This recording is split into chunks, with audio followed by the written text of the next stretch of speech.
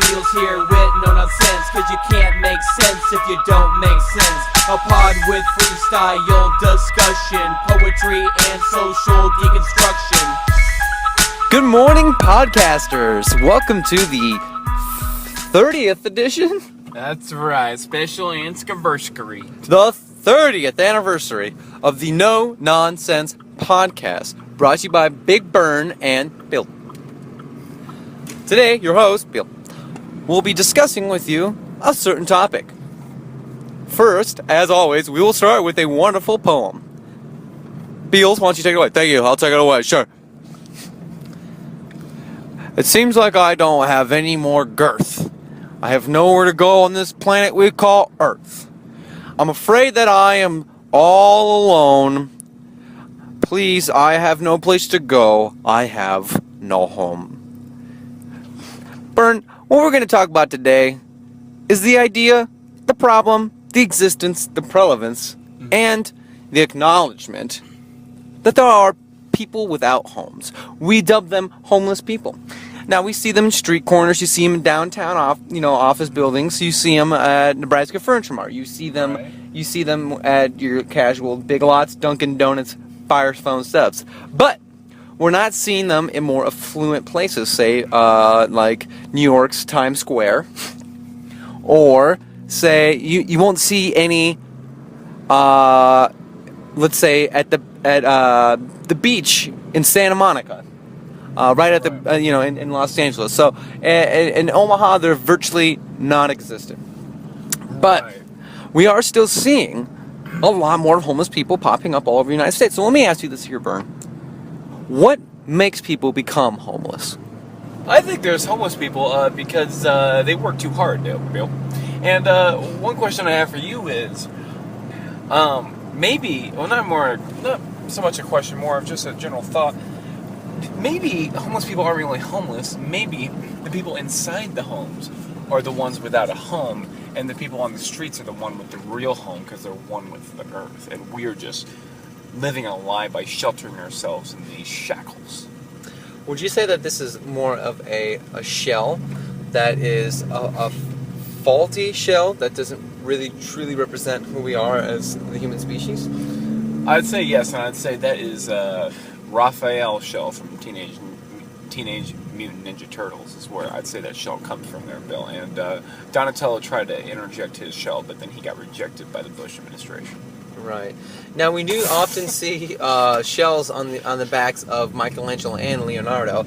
And are those type of shells the kind of shells that we would see on, say, more of the affluent areas of society, or would those shells be kind of the one you would see more in the upper middle class? I'd say the only shells that you're going to really see in the upper middle class is the blue shell from Mario Kart. These type of blue shells are good at fostering anti-homeless devices that you wrap around your ankle as a bracelet, kind of functioning as a probation bracelet, except that they have a better Bluetooth signal transmitting from the homeless shelters. And so basically these Mario Kart blue shells are taking what needs to be done with the homeless tragedy. So you're essentially saying if I went down to the south side of Chicago with the blue shell wrapped around my ankle, we would eradicate homeless people? Is it now let me ask you, Burn, is it homeless people or homelessness that we're trying to eradicate? Some say that's semantics, but I think there is a stark difference there, Bill. Homeless people are actually the vivid towers of America, and homelessness is actually the dictionary definition of the rebuttal said feud.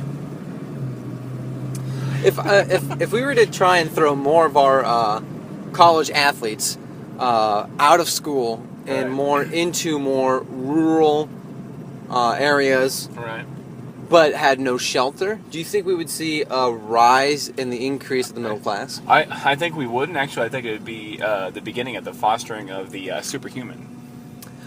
Go elaborate on the superhuman. What's going to happen is that they're, since they are going to be in a rural-based community, they're going to be extending their polish mirrors all the way out to Sinsank and Gongbong, and they'll be able to expand their genome to map whatever project they want with a 3D printer, and then they'll be able to eradicate their homelessness in the process of being that superhuman that Adolf Hitler, as we talked earlier in the pod, has always envisioned for that country, and now we're going to be able to take that and transfer it over here. So it should be no problem in terms of what we want to accomplish with the homelessness in this country. Even with the Saitsungong problem.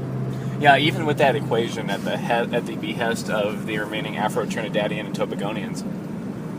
Very interesting insight there. We're going to take a moment now and go for a news break. Breaking news, folks. Canoes are being produced concurrently with glue sticks. This is an alarming trend, as adhesive materials are now bound to the political aspirations of the remaining Amazonian rainforest inhabitants. Crocodiles and anacondas alike are going to create a filibuster to stop Kevin Spacey's assault on the polar bear's gay rights. Corrupt police officers are asking for patience from the public, as they need more tear gas to assault innocent black men. No word yet on if the police and Kevin Spacey's demands will be met. My God, I didn't even realize that was going on in the world. Burn, don't you think it's going to change things from now on? I think the world has been changed, but for the better. Finally delivering on that Obama promise, 6-7 years later there, Bill. Now, some people have been asking, what if Obama himself were to go to some of the more fancier restaurants in town, say if he came to a city like Omaha, and he went to the Flatiron or Styles Pub in the Old Market, and were to get their best meal, and he was to himself hand it to the homeless people that were living in the south side of Chicago, would that itself be an act of kindness, or would it be more one of aggression? I would say that it's not an act of aggression, but it's also not an act of kindness, because there is no such thing as a truly kind act, as you'll notice as they reference that in the Friends episode. There's no such thing as a selfless deed. It's all done for your inner joy. Like, if you give something to somebody else, it's just so you feel better about yourself, and that's what I think is happening there, Bill. It's all selfish. So, would you recommend that most of our viewers use Friends as a reference point to how they should live their life? Yeah, and made me find out that altruism is a farce. Very interesting insight, Bill. Now, let me ask you about the growing problem that we're seeing with parachutes that are failing on homeless people as they are jumping out of the common aircraft that has been left around, say, places like Sac Air Museum, and they are jumping out of airplanes, and we're seeing a growing and alarming number of individuals that whose bags did not deploy at the proper time, resulting in severe injury, sometimes dismemberment, and also even death. And so where can we start to look to find a solution to a problem? See, that's actually the problem where the discussion of parachutes is going in this country.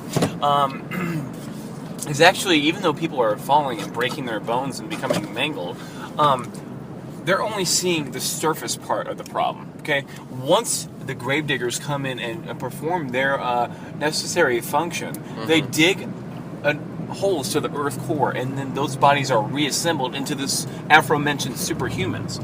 And then that's where the process is really complete, with the genetic coding completed by the endoplasmic reticulums of the James Polk era. So you take those bodies and you kind of get a political mashup, and then those bodies will become the superhumans of the 29th century there, Bill. Would you say these humans will be able to travel to places like some Cyclum-Slays? So Cyclum-Slays is several galaxies away, but they're talking about being able to transport on top of the Hubble telescope by putting nuclear fuel inside of it.